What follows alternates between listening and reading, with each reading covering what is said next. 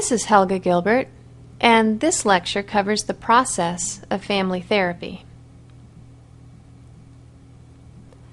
This is taken from your Gladding textbook. So process really means just really the procedure of how the whole phase of therapy should go, from the beginning to the middle to the end, and what the important elements are. And these important elements are important across theories, so we're not sticking to just one specific theory here, but this is really the process that all family therapy goes through. So it's sort of the broad outline. In the initial session, what's always most important is that rapport is established, rapport between the counselor, the therapist. I say counselor because I'm so used to saying counselor, but the therapist and the family. They need to feel comfortable with one another. They need to have that comfort level, break the ice. Also, it's important for the therapist to then become aware of the participants' perceptions about being there and about what the problem is. What brought them there? What did they think the problem is that brought them there? And maybe who is the problem in the family. Then the therapist is able, in the initial session, now the initial session might not just be one session. The initial session might be 1 or 2 or 3. But in this initial session time, the therapist would observe family patterns. They would ascertain what the life cycle development is for that family. They would look at communication styles. Do they have weak or strong boundaries? How cohesive does the family seem? What are the dynamics that they're observing? What are the roles that seem to be playing out? Does the family seem to be adhering to certain rules? Then the therapist would make an assessment about what changes can be made to help the family function better. And in making an initial assessment, what they're doing is they're providing hope that things can change for that family. And they're preparing for resistance from the family too. Then basically what happens is homework is given, and the next appointments are set up. Not just one appointment, but several appointments are set up. The family needs to understand that they need to give it 4 or 5 times before they will, to give it a good try. And clinical notes are then taken before important information slips from the therapist's mind before they see another patient. The middle phase of therapy would look like this. The middle phase is marked by a push for change. An uninvolved family member may actually want to drop out of attendance or simply not participate fully in the meetings or in the very important homework that's going on. One uninvolved family member could really jeopardize the entire therapy endeavor. And Gladding writes this, and Adler felt this way, that family is only as strong as its weakest link, or Gladding writes, a family is only as productive as its least involved member. So you need to ensure that everyone's committed to the process. You, as a therapist, have to get the uninvolved involved. Involve them by using different techniques. Circular questioning is one of these techniques.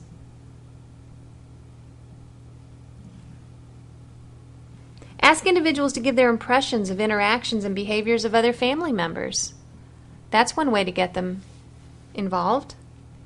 You could ask, what do you think made Sally run out of the room just now? Or another technique is to allow the uninvolved member to be a reporter and just report on what they see happening during the session. During the middle phase, you also want to notice what coalitions exist, and you want to break those up. breaking up coalitions allows the family members to connect in a deeper way. And it allows family members who've been a bit ostracized and left out of these coalitions to reconnect. Establish contracts between the family members. They'll benefit from involvement with one another.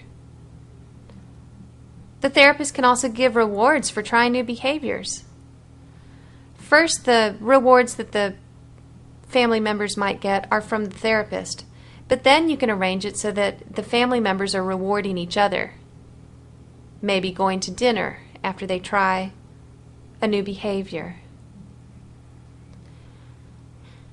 The therapist has to stay active. This is very important.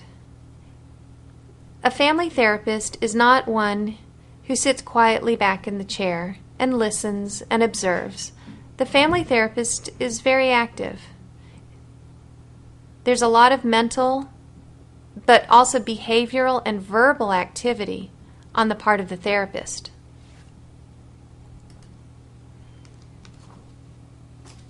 There's a lot to this middle phase.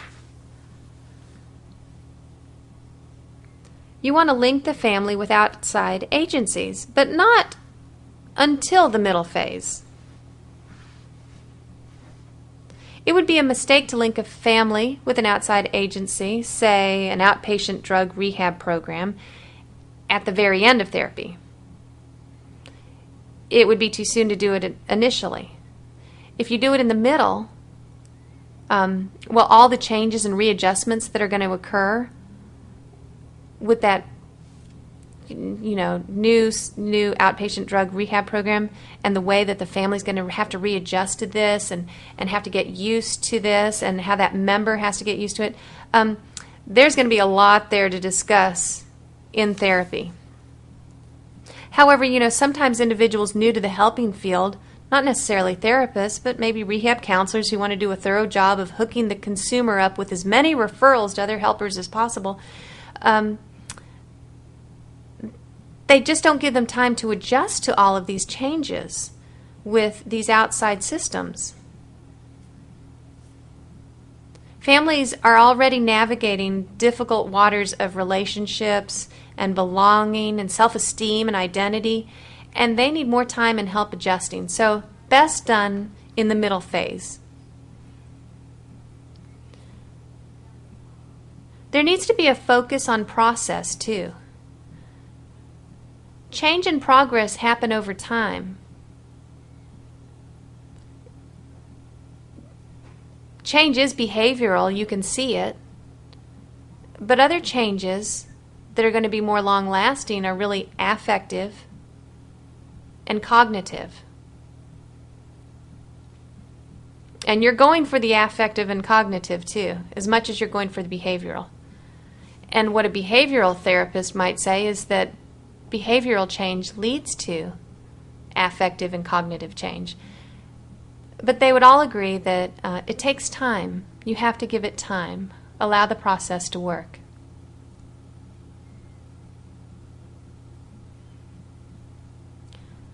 You're shifting their perception really to a whole new reality, inviting the family to cast off an old reality for a new one. So that's difficult and it takes time. The next bullet point says use humor. Help the family to embrace a perspective of good humor. I love the quote the text gives from Pittman, 1995. It says, "We can bear far more in comedy than in tragedy, because in comedy we don't have to be perfect. We're not alone in our suffering, and we get to change in time not to die from our hopeless emotional position. If we are fully embedded in our comic perspective, then we can bear all the reality life has to offer."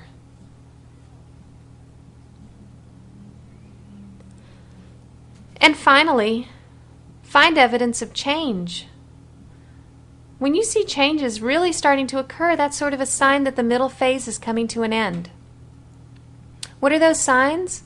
Things like the families are talking more, in a non-defensive way, in a good communicative way.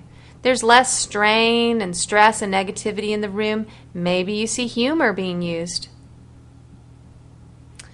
So the interaction is improved. They're participating in their homework. The textbook reminds us that just because a family has reached certain goals, it doesn't mean the family's finished. Change is viewed in terms of a circular direction. As one goal is reached, because the family has improved one aspect of functioning, it actually opens the door to the possibility of a lot of other issues that have to be dealt with. Or put in a more positive frame, it opens the door to the possibility of a new goal to be reached. So growth builds on growth. Change isn't possible in one step. It's just not possible.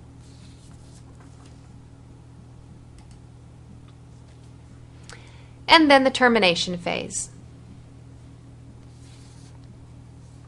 Regardless of why the therapy is ending,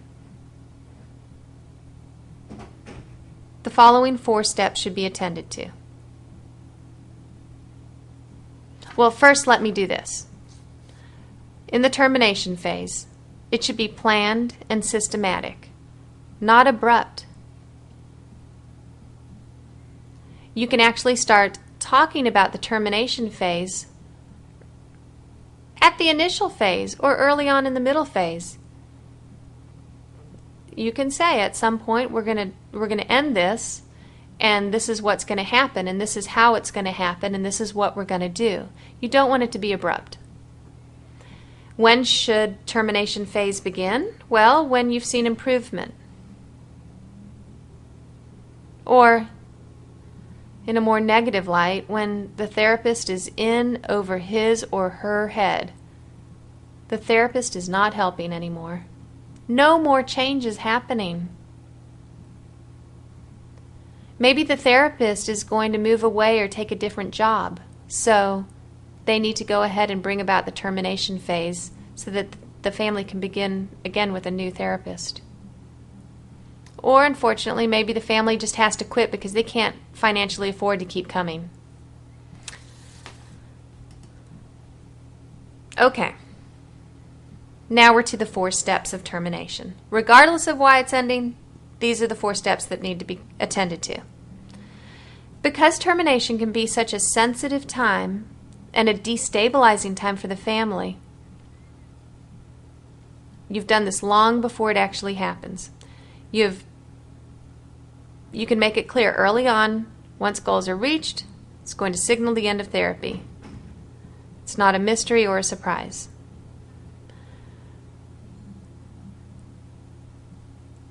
That would be orienting the family to the termination. Summarization. Summarization the summarization step serves to obviously summarize what's occurred over the time span of therapy. This step helps the individual family members remember their accomplishments and recognize the feelings that they may still have, but also to recognize and realize the growth and progress they have made. Discussion of long-term goals is vital in giving the family a tool to continue the work of therapy after termination, because it's not going to end. You are merely stepping in at a phase in their life and giving them tools to go on. So, for instance, questions like, what will you do the next time Mary comes home late? What strategy are you going to use to stop the arguing from escalating into screaming? You want to discuss what tools, what goals they're going to have when certain situations arise. These strategies are probably the very ones the family's familiar with from the past homework or the work that you've done with them during the therapy sessions. And then follow-up and relapse prevention. It seems strange that the last step of termination is to check back in and follow up, and actually maybe even sign up for more therapy. But that's how it works. Realizing again that growth and change is cyclical. It may be necessary to receive help to continue on the positive path. It's also true that a family will keep in mind all they've learned if they know that they're going to have to check in with a follow-up visit in a month or 2 or 3 or 6 months. Someone's going to be checking up with them. So I guess we're all a bit like that. So this concludes the lecture on the process of family therapy.